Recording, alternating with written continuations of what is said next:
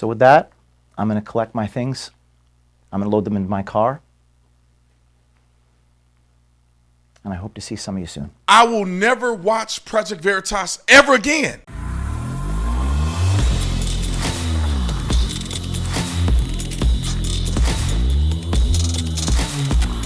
This video is brought to you by the Officer Tatum Store, or you can just put Tatum Store in. We shorten it up for you so you can have access in a more accessible, easy way. Links are in the description section. 60% off the clearance rack at the top. All of your favorite stuff is 60% off. I would say up to 60% off, 55% off, but then there's some things that are marked down that are in this section. I'm talking about all your favorite. Make Me a Men Again, The Don.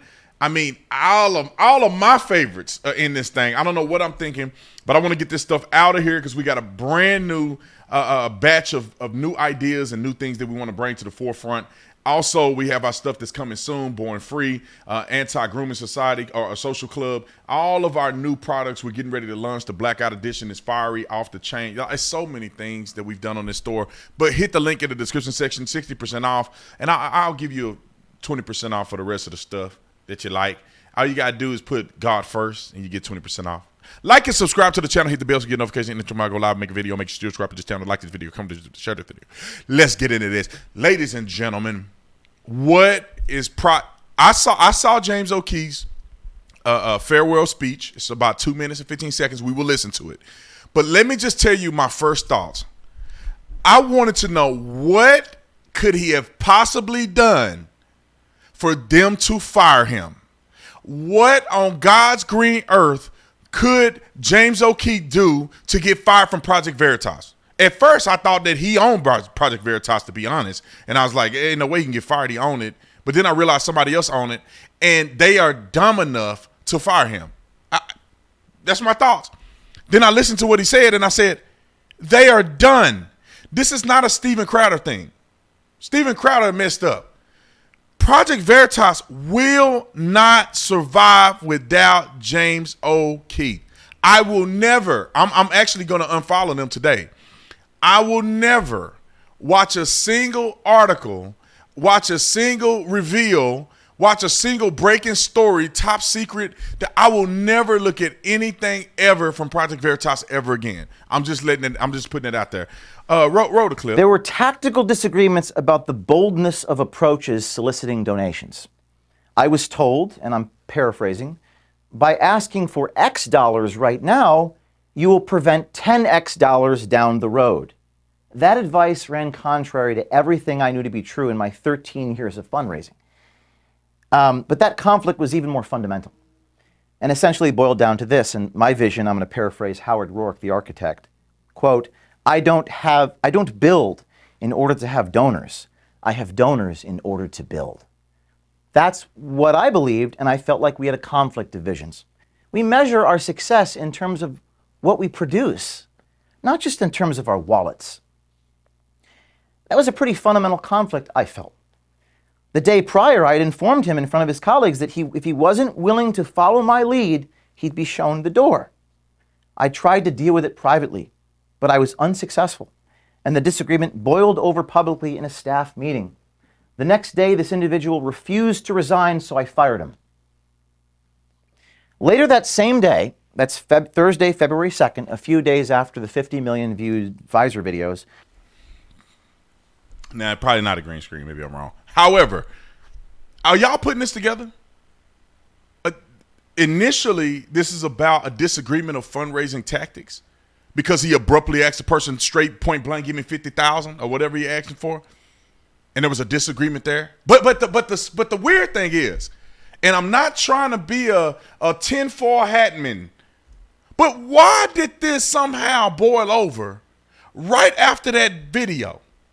Right after he got the people to admit that they were doing stuff they weren't supposed to be doing. Why did this happen after that video? Because if you had a disagreement with fundraising, the man that's the face of your organization, y'all can sit down and say, look, let's chill out on this. Let's come back and meet. We need to resolve this. All of the other accusations that were supposedly made, even donors refuted the accusations that James O'Keefe was just being a jerk and mean to people and making them cry and all of this stuff. The face of your organization, you can sit down and coach him, and you know, he can apologize or whatever needs to be done, but you can coach him. But to fire him after he did the video exposing the biggest organization on planet Earth, and you fire him after that, can you see how people are suspicious? All right, roll the clip. I was informed by a different officer of Project Veritas that he would go to the board in a few hours from that moment and have an emergency vote to restructure this company. Receiving an agenda in my email while I was sitting on an airplane tarmac with the doors closing, the meeting was scheduled for the moment that my plane landed in Nashville. It became clear to me in that moment I would be removed from my position at Project Veritas by the time I landed at my destination. So, our mission continues on. I'm not done. The mission will perhaps take on a new name, and it may be no longer called Veritas, Project Veritas. I'll need a bunch of people around me, and I'll make sure you know how to find me. So with that, I'm going to collect my things. I'm going to load them into my car, and I hope to see some of you soon. You know, I almost teared up just right there. I feel like that, I could be wrong. Some of you guys may know James way more than I do. I felt like his approach, his statement, the way he wrote this out was genuine. I felt like he really was hurt, and I felt like he really got done wrong. And I don't want to keep going back to Steven Crowder, but there's a contrast. Steven Crowder, I think, I don't know what he was thinking. I think he just screwed his whole self up. Nobody's even talking about him at this point.